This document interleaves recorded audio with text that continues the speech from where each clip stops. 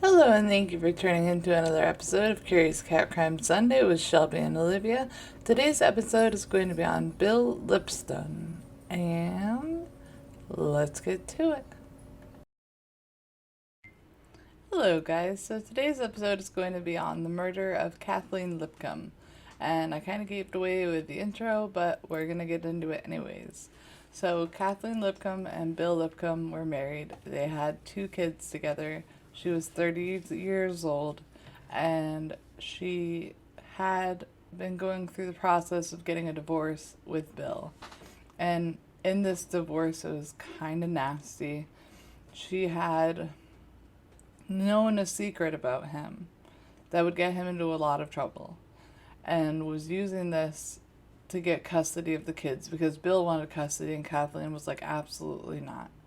So, anyways, Bill had the kids on the weekend. Kathleen would come pick them up Sunday.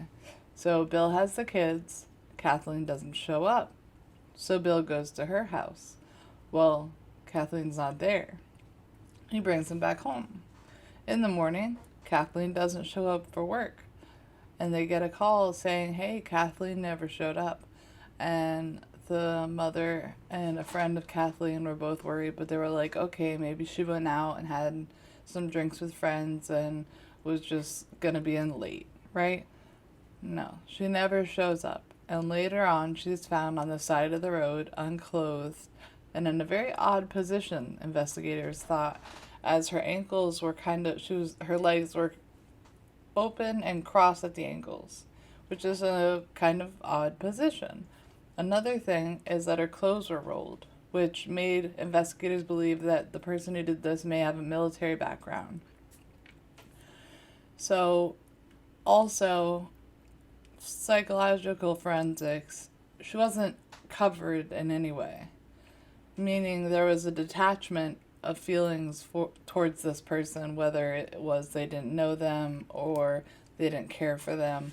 But either way, they still at first looked at the husband, who was with his kids all day and all night, so it couldn't have been him. So he was immediately taken out of the possibilities of suspects. Now, the next person they go to is a married man who was the doctor at the hospital that Kathleen worked at, and they had been able to prove by an alibi that it wasn't him. Okay, so the last person was a nurse who also didn't show up on Monday, had left, didn't give a forwarding address, and didn't pick up his last check. So they thought this was odd, as would I, and they kept him on the suspect list. When they unraveled the clothing that was found at the crime scene, they found red hairs. Now, red hair didn't match, and it was dyed red hair. So red hair didn't match the husband, the nurse who I mentioned who left and didn't show up Monday, or the doctor. So also, this was predating DNA testing. So there was no way to test this hair to see who it belonged to. And the process went on for years. They weren't able to figure out who had done this, but they were still working on this case. They still had hope. So the family ends up hiring a private investigator. Well, the private investigator goes to her house and starts going through her things. And in one page of her calendar, there is a spot that said, saw Shannon Gilbert at baseball game at 10:30. So the investigator is like, I have not heard this name before, and he looked it up and found that she was also in the Air Force, which Kathleen's husband, Bill, was in the Air Force, and it was thought that they had had an affair. So that's just one thing to note and keep in mind for later in the story. The next thing was the private investigator went to speak to Kathleen, and the first thing she says is this about Bill? The private investigator's like, all right, I'm on the right path here. Well, Kathleen states, I don't remember if it was during this interview or later, that at one point Bill had said, I'm going to kill Kathleen.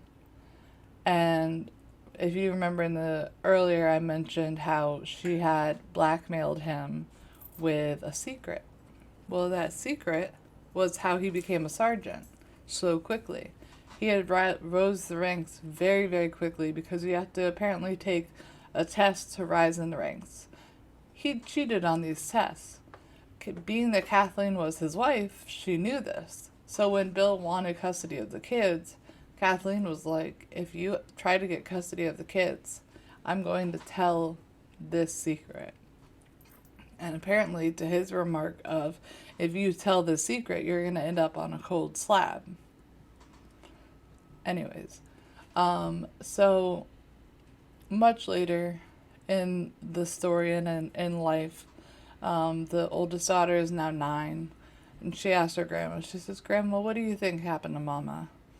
And the grandma goes, I don't know. What do you think happened to your mama? Or who do you think killed your mama?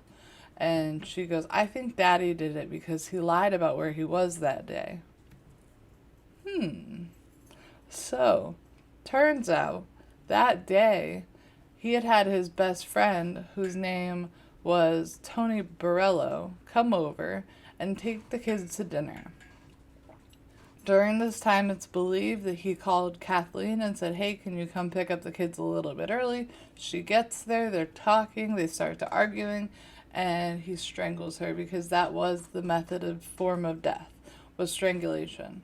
Now, later, Tony Borello is being interviewed, and he says he started going to church, he found God, and that when he goes to church, he hears a voice saying, confess, confess, confess. So when they go to investigate him and interrogate him, he is very ready to talk and to share his side of the story. He said, yes, I am the one who brought her out there. I did not kill her, but I kept the chest that we kept her in. Do you remember? Her ankles were at a weird angle, kind of like she was in a box. And apparently Bill had asked him to dispose of this chest, and for whatever reason he decided to keep it. And thankfully, because they were able to, the investigators were like, we need more evidence than just the child saying, oh, Dad had us go with his best friend to dinner that night. And the other thing was, when they woke up in the middle of the night after getting home, the dad was gone and the car was gone, and they found that to be very odd. So this all comes out much later in the children's life. They were very young when this happened. And so Tony Borello is telling the story that he took the kids out to dinner while the husband supposedly met with Kathleen and had done this and put her in the box and then gave the box to Tony, who then took her out to the side of the road and put her there. He was also in the military, hence the clothes being rolled up. And like I said, later they mentioned that the girl who had probably had an affair with him, Shannon Gilbert, had mentioned that he once said, I'll kill her. And so this goes to trial because in the chest they were able to find a piece of biological evidence that was proven to be Kathleen's, proving that she was in this box that had belonged to Bill. And with the evidence of the children saying they had gone out that night, with the evidence from the chest of the biological evidence belonging to Kathleen, and with the evidence of Tony Borello, who stated, and I quote, I was the one who brought her here, I put her out, I need to confess, they were able to charge him with this. So instead of taking it to trial and possibly getting a death sentence, Bill says, I'm gonna plead guilty. He pleads guilty and gets life in prison.